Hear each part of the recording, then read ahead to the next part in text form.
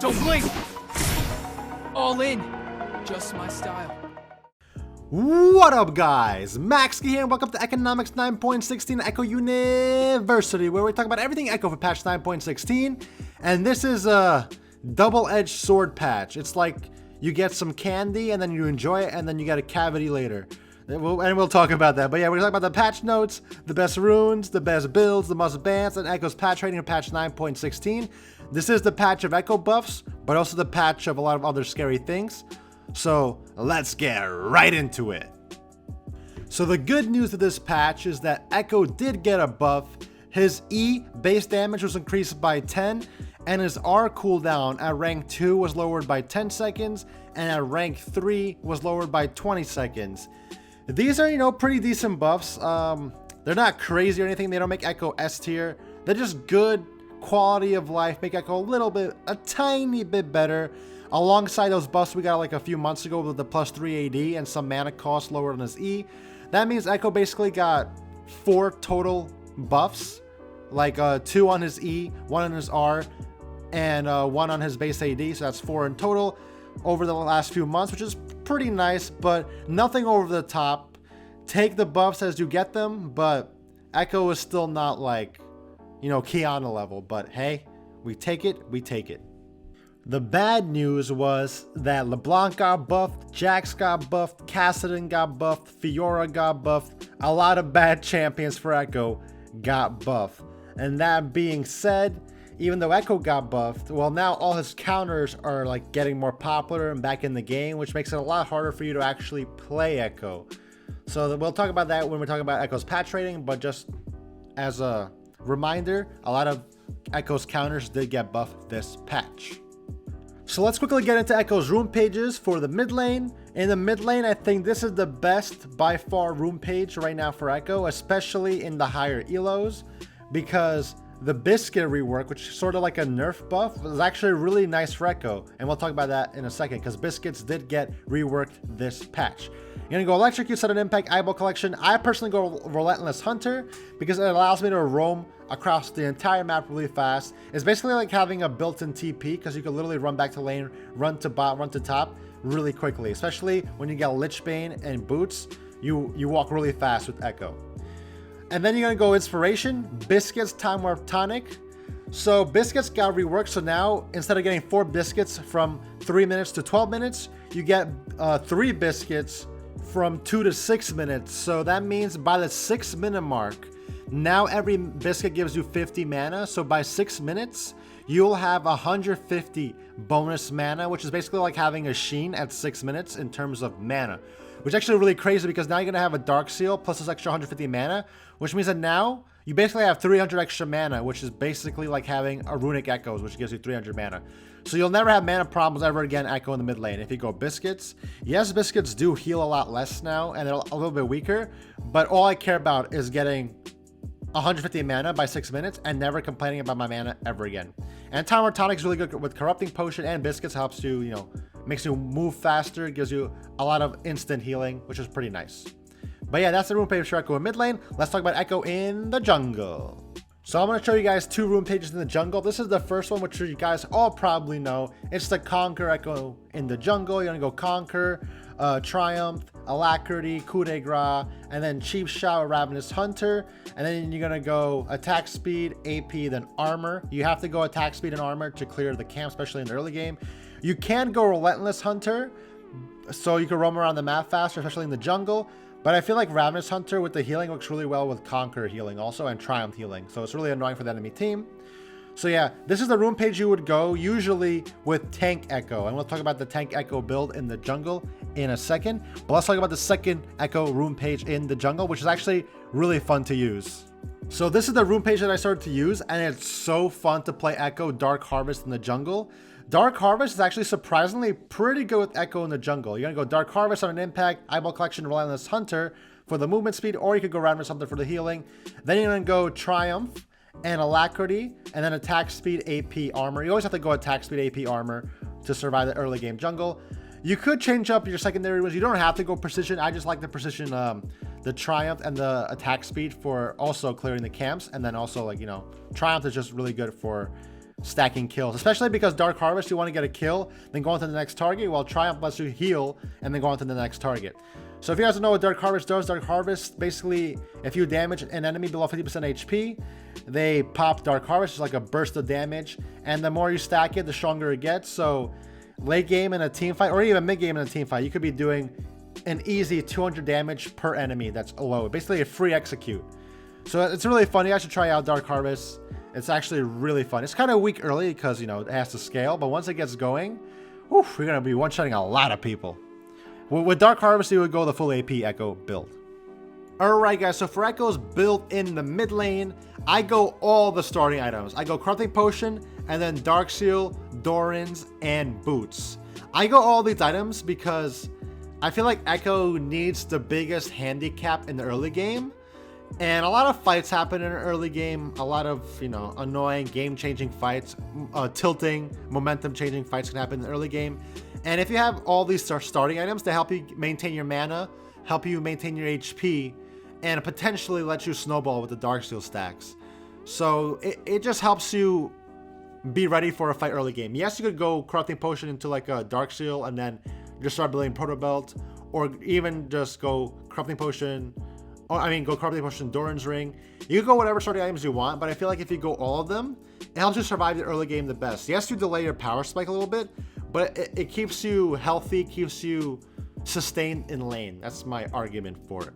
But regardless, then you're gonna go Proto Belt, then Boots of Choice, and then go Lichbane. If your Dark Seal is stacked, go Medjai's, and after that, you basically build what the game needs. If they have like a Mundo Cho'Gath tanks, Rush Liandry's Torment, it's actually really good. If they have like AD Assassins, go Zanya's. If they have a lot of like Sorakas and stuff, go Merlinomicon. Your Snowballing, go Decap. If they're building so much MR, go Void Staff. You basically have the drift. When it comes to mid lane, you just gotta pick the correct item to build for that specific situation. So yeah, let's talk about the jungle Ekko build now. So for Ekko in the jungle, you're going to start with Hunter's Talisman and Refillable Potion, and then you have a choice of Red Smite or Blue Smite. With Dark Harvest Ekko, I go Blue Smite, and with Conquer Ekko, I go Red Smite. Why? Because with the Red Smite, it gives you the true damage when with your auto attacks and mini exhaust. So basically when you're auto attacking, because you're going tank Ekko, you're going to auto attack. It helps you do more damage and also makes you tankier. And with Dark Harvest, since I want to do a lot of burst, well, Blue Smite gives you that instant true damage burst and a slow, so that's why I do that. So if you're going Dark Harvest Ekko, you're going to go the full AP build. You're going to go Runic Echoes into Boots, and then build Proto Belt, Lichbane, Medjai's, and then Deathcap, Void Stab, whatever you want. And basically, once you get Runic Echoes, Proto Belt, Boots, then maybe Lichbane. After that, you can build whatever you want. You don't even have to go Lichbane. You could go straight into Deathcap or whatever the game needs, because you're going full AP, just build the AP items. With the Conquer Ekko, you usually want to go Runic Echoes and then build Iceborne Gauntlet into Defensive Boots, into Spear Visage, into Liandry's Torment. Basically, you're just going to go full HP tanky, but also do like burn damage with Liandry's. So that's basically the two builds that you could go with Ekko in the jungle. So for the must bans of patch 9.16, it's really interesting because the champions that you're going to be facing are like so S tier, so OP, especially against you as Ekko. So for the mid lane, if you're looking for mid lane bans, I would ban Qiyana, Kassadin, Ryze, Yasuo. So Yasuo just beats you at all stages of the game, especially he just builds attack speed and just out damages you with Conquer and the crit changes that happened a long time ago. I always say this, Yasuo is just so unbeatable. The only way you actually beat a Yasuo is if Yasuo beats himself by just like inting into you over and over again. Ryze is getting buffed actually in 9.17 also, so that's gonna be kind of scary. But on top of that, Ryze is still Ryze. Even in this patch, he just point and clicks on you, out tanks you, out damages you. Really hard to play. The way you beat a Ryze though is by getting a lot of early ganks. So if your jungler is like an early game jungler and can focus the Ryze and get him out of the game early, then you have a chance to beat Ryze. Kassadin got a huge buff this patch. He got his W increased by 30 base damage at all ranks. So basically, Kassadin is just unbeatable. The only chance you have to beat Kassadin are in the first, like, before he gets Catalyst. Once he gets Catalyst and gets that extra HP and mana, you won't be able to kill him anymore. So you literally have to kill him in the first, like, 4 levels, maybe even 5 levels of the game. So get, like, 2 jungle ganks over and over again, try to beat him, because It's just insane how much damage he does and how tanky he is. He could literally 1v9 a game if you let him.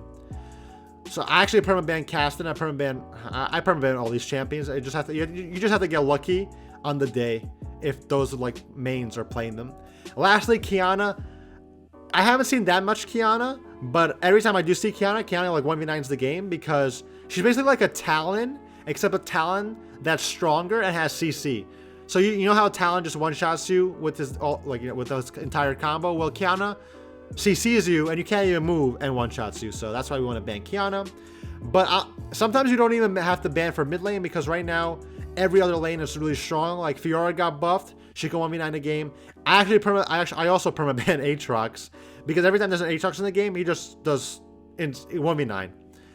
Jax also got buffed, so those are the 3 top laners that I am like randomly picking to randomly ban, hoping to get lucky. And then Kha'Zix and Rengar, just the most annoying things to face in the jungle. They just one-shot you out of invis, so really annoying there. But yeah, those are the must bans. Next patch is gonna be kind of scary with the Kindred, Rise, and Yasuo buffs coming, so we'll talk about that later in the next economics, but stay tuned for those bans as well. So for this patch, I'm giving Ekko a B, and the reason I'm giving Ekko a B is because he's actually pretty decent in lane now. He's not the worst, because now if you go Dark Seal, Doran's, and then also get Biscuits for that extra 150 mana, you basically have 300 bonus mana now, which is more than enough for Ekko to just spam trade in lane. Like, I don't have any mana problems anymore in lane, especially if I'm constantly trading. And also with Time War Tonic and Biscuits and Corrupting Potion, the heals, lets you like sustain a lot. That's actually really good. And obviously 10 extra base damage means you could trade better, do a little bit more damage per trade. And with the ult CDR buff, helps you ult a tiny bit more through the mid game and late game. So the buffs are pretty nice. But the reason, so I would actually give Ekko an A if the meta wasn't against him. And that's what I'm talking about now. The problem with Ekko right now is not that he's weak. The problem is that all of his counters are strong. Like Aatrox 1v9, Jax 1v9, Fiora 1v9, even Renekton 1v9. All these like Conqueror, top lane, bruiser, fighter champions, they're all good right now. Some of them are, even Darius, some of them are better than others. Like I would say Aatrox is the best. Oh, Riven too. Like I would say Aatrox is the best. I don't know who's the worst because I think they're all good in their own way. But if they destroy their top laner, it'll be so hard for you to beat them in a game as Ekko. And on top of that, jungle, you got like the Rengars and the Kha'Zixes that are always annoying, 24/7 annoying. And then bot lane is still, you know, the coin flip bot lane. But besides from that, I just want to say that Ekko is good. Really, I would say Ekko is like obviously the best he's been in years because of these buffs. But the problem is you don't feel like that because of all the Conquer, Broken, Bruiser, and you know all these strong champions. Oh yeah, I forgot to mention like Rise and Catherine in the mid lane and stuff like that too, which is actually really bad for Ekko. So even the mid lane is kind of annoying for Ekko. That being said, if those champions are not in the game, then I think Ekko is approaching like S tier in terms of like what he could do. But with those counters in the game, he goes all the way down to B tier because he just can't deal with them at all. But yeah, I hope you guys enjoyed this episode of Economics 9.16. Hope you guys learned something, and I'll see you guys in the next one.